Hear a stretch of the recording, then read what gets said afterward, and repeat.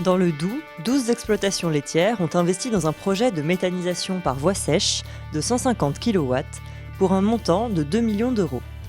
Afin d'alimenter le méthaniseur, les éleveurs ont acheté un séparateur de phase mobile permettant d'extraire la matière sèche contenue dans le lisier de leur fosse.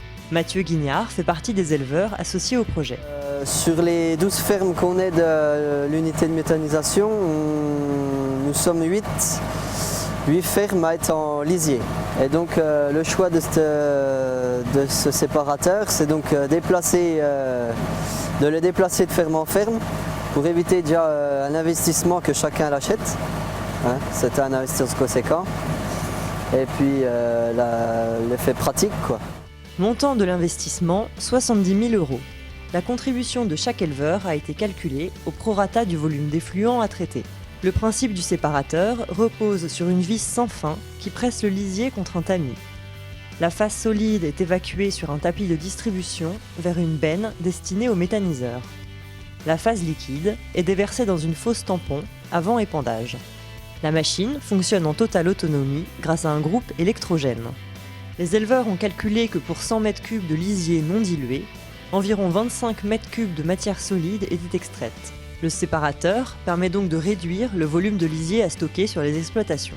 Tout dépend le volume que chaque exploitation a chez eux de fosse.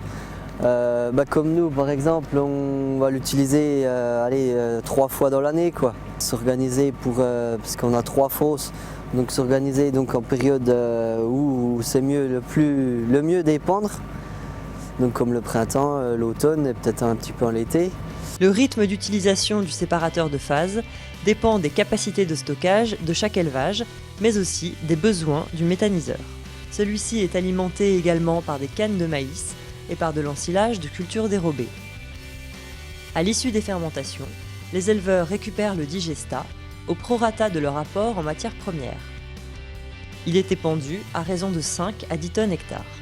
Un salarié à plein temps a été recruté pour s'occuper spécialement de l'atelier méthanisation. Il fait partie d'un groupement d'employeurs avec une autre entreprise.